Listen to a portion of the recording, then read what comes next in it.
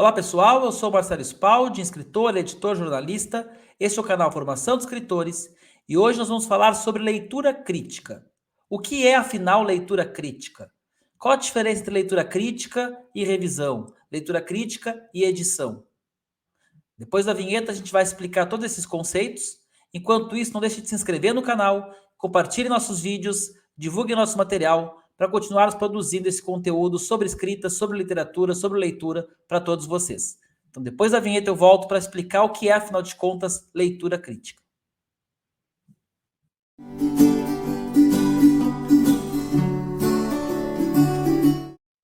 Quem faz oficina ou fez oficina de escrita, certamente ouviu falar no conceito leitura crítica. Sempre que a gente termina um texto, termina um livro, a orientação que a gente recebe é: deveria procurar uma leitura crítica, deveria contratar uma leitura crítica para ele. Mas afinal de contas, o que é essa leitura crítica? Primeiro, vale a pena distinguir leitura crítica de revisão. Revisar um texto é ir em busca de erros, de ajustes, que podem ser tanto ortográficos quanto ajustes no formato, da formatação dele, podem ser ajustes sintáticos, até podem ser alguns ajustes no estilo e paralelismo sintático, ou alguma palavra que está destoando da linguagem do personagem. Numa revisão bem feita, especialmente na revisão de ficção, esse tipo de elemento até pode entrar. Mas a revisão é mais um caça-erros. A revisão é um momento de encontrar defeitos no texto. A revisão não é tão propositiva. A leitura crítica já seria um espaço para propor sugestões ao autor, para sugerir que ele mude, de repente, uma ordem de um conto no livro, ou que ele tire um parágrafo do texto, ou que ele inverta um parágrafo do texto. Pode sugerir que mude o nome de um personagem. A leitura crítica ela vai ser mais ampla, ela vai, além de falar de aspectos pontuais, ela vai se preocupar mais com o macro, com o texto como um todo. Existe uma permissão tácita aí para que o leitor crítico faça comentários que vão além dos aspectos pontuais. Alguns leitores críticos também aproveitam para ir revisando o texto, mas por vezes o leitor crítico sequer cuida da vírgula que está errada, o acento faltando no verbo ter. Pode ser que o leitor crítico ele se atenha apenas aos aspectos maiores, estruturais do texto, até porque esse é o foco dele. Então a leitura crítica é um trabalho propositivo de criticar, de desconstruir o texto para que ele fique melhor. É trazer aspectos positivos e negativos. Notem que a palavra crítica não está aí apenas para ser negativa. Não é apenas apontar o que está ruim no texto.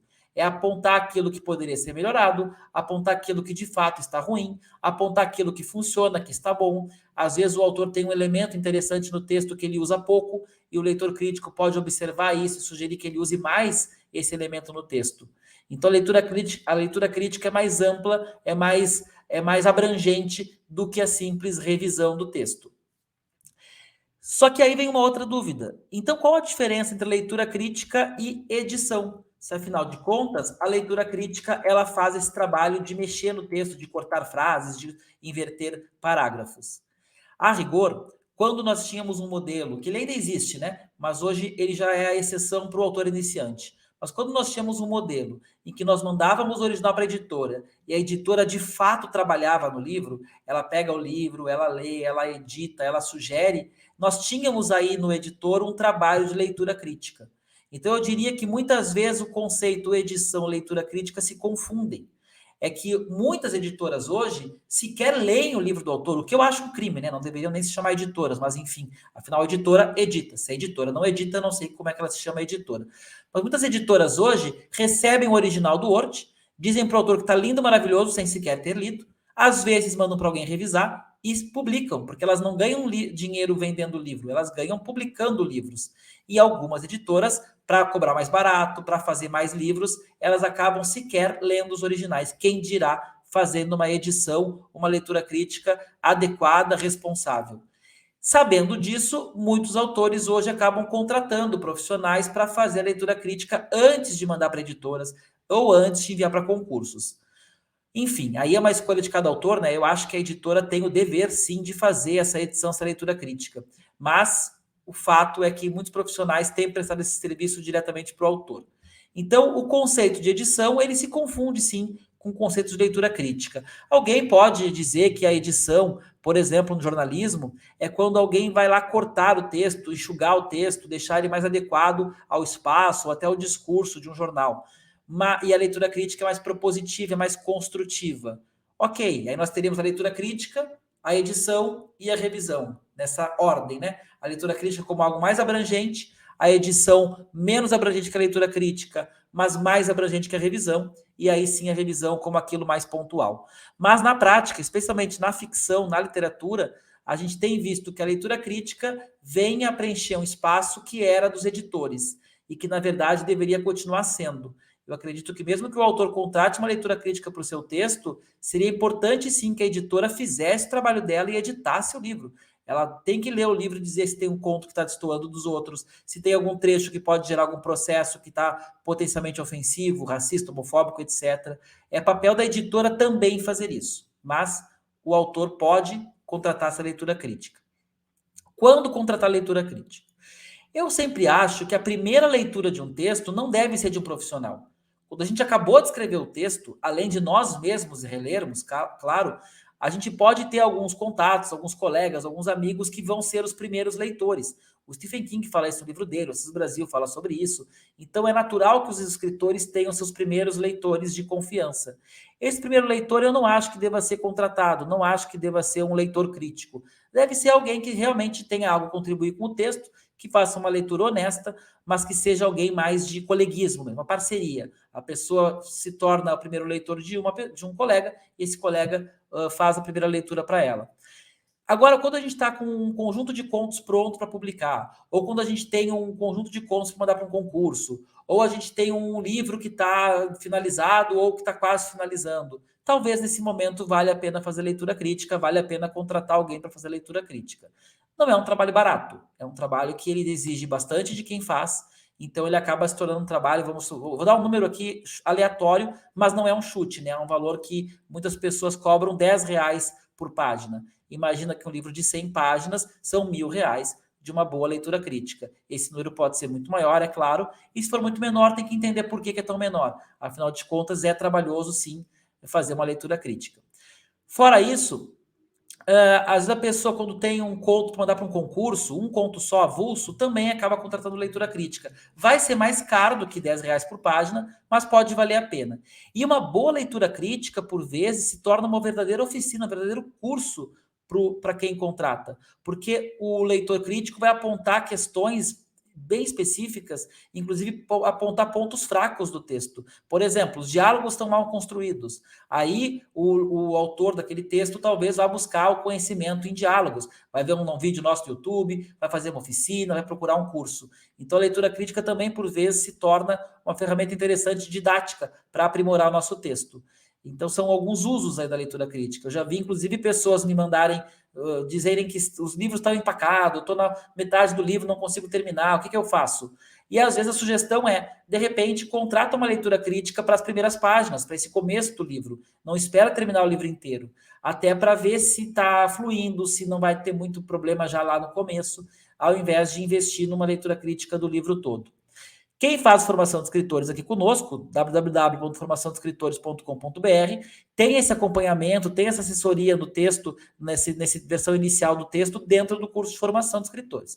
Mas é claro, quem já terminou o curso ou quem não está ainda fazendo o curso, tem essa opção de contratar um leitor crítico para isso.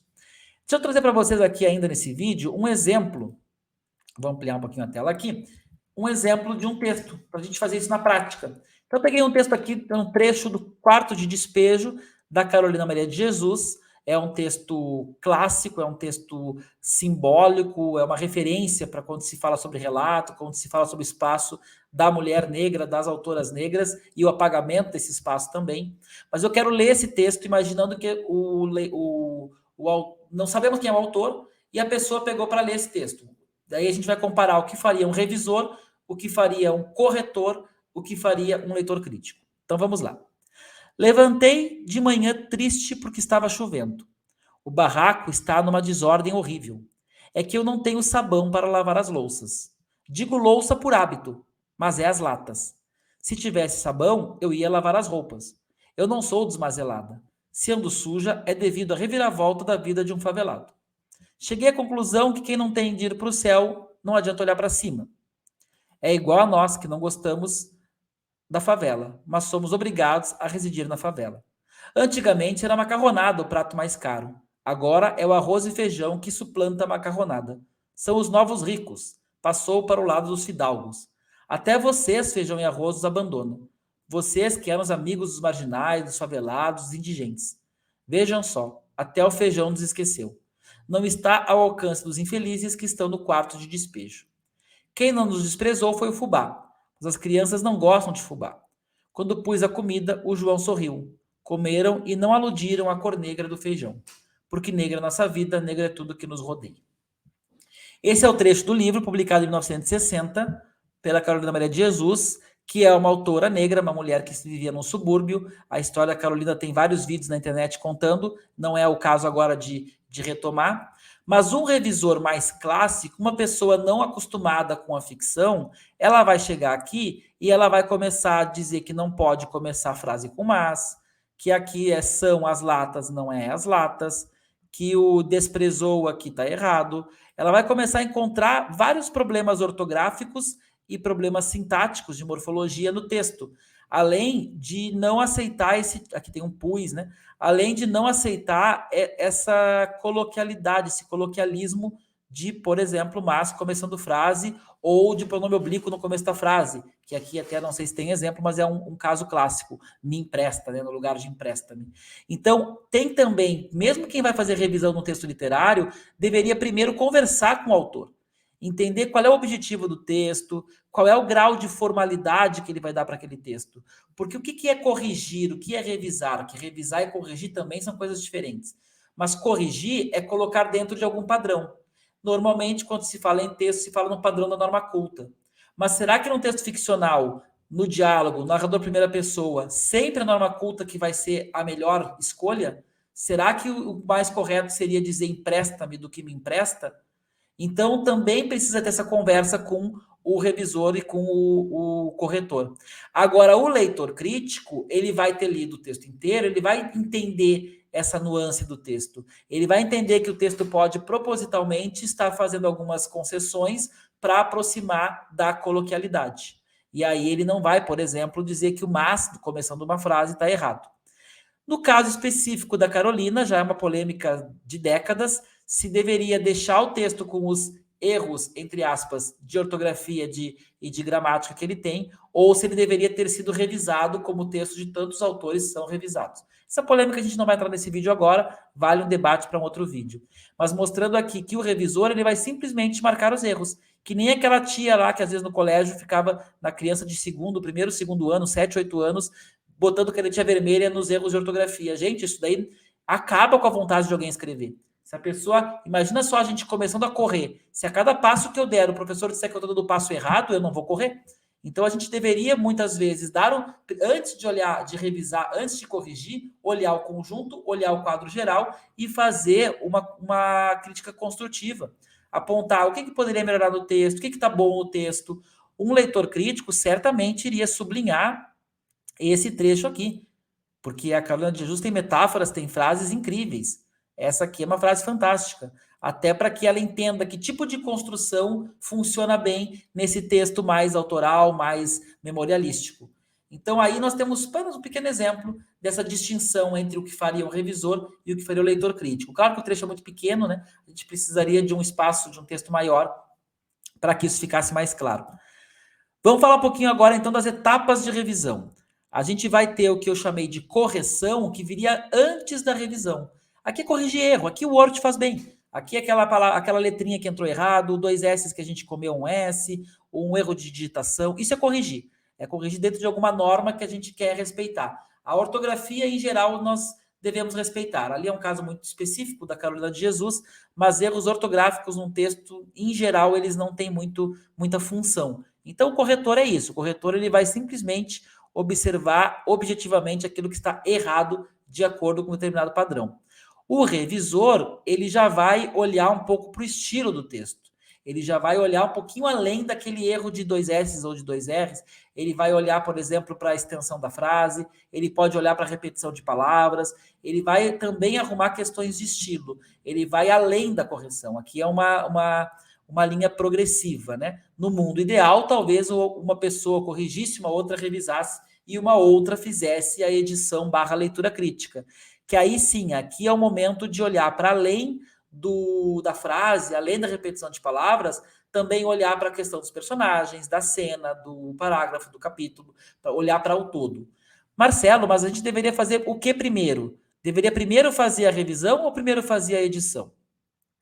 O ideal é que o próprio autor tenha senso crítico, escreva bem e ele faça um texto já razoavelmente revisado para que ele possa mandar para o leitura crítica. Como a leitura crítica vai sugerir várias mudanças e o autor vai reescrever, depois da leitura crítica vai ser necessária uma nova etapa de revisão.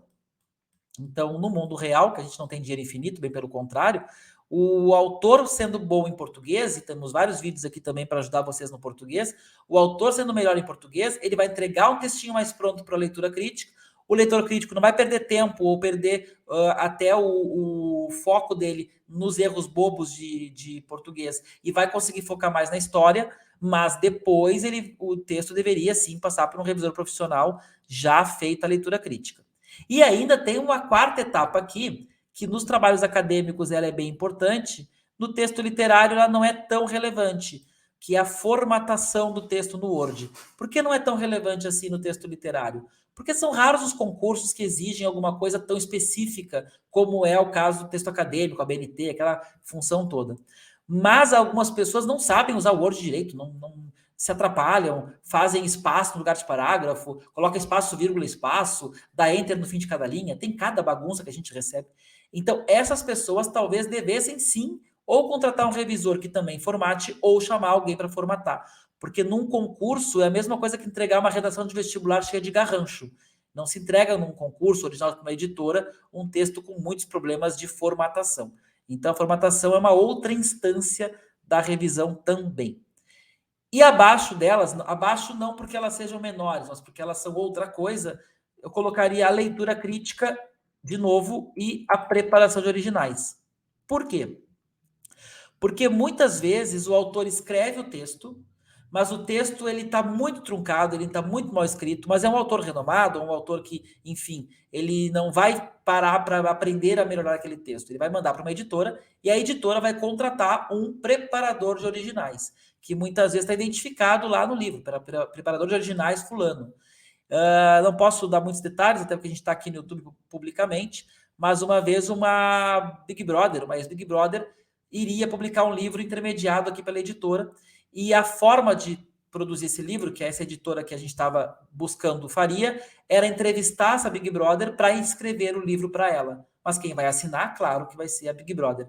Isso é o que a gente às vezes chama de ghostwriting. É quando uma pessoa escreve o livro por outra e quem assina é a outra. Teremos um vídeo aqui sobre ghostwriting com a Cíntia Dalla Valle, que é uma ghostwriting muito boa, muito experiente, para explicar melhor esse processo todo. Mas aqui o que nos vale é que além de quem quer trabalhar, por exemplo, com revisão, a pessoa pode trabalhar com a pura e simples revisão, pode trabalhar com a edição leitura crítica e pode trabalhar com a preparação de originais, que é esse trabalho um pouquinho mais profundo, que não apenas sugere mudanças, como de fato faz as mudanças no texto, mexe no texto. Claro que o autor lê depois, concorda ou não com as mudanças, e aí o livro é, então, publicado. Bom, gente, o assunto acaba sendo um pouco extenso, porque realmente trabalhar com o conceito de leitura crítica, ele é um conceito que a gente pode falar durante horas aqui, podemos até fazer uma live sobre isso. Já fizemos uma live aqui no canal com a Mayara sobre a edição, que tocou no tema da leitura crítica também, mas faltava um videozinho bem objetivo explicando, afinal, o que é leitura crítica. Deixem seus comentários, nos contem se vocês já fizeram leituras críticas que foram positivas, foram negativas. Muitas vezes a pessoa contrata um leitor crítico, um revisor, e ele acaba atrapalhando o texto, estragando o texto. Então, deixe um comentário aí para nós. Não deixe de se inscrever no canal. Nós temos publicado vídeos semanais, além de uma live toda quinta-feira, 18 horas, também para vocês aqui no Formação de Escritores. Um abraço, até o próximo vídeo. Tchau!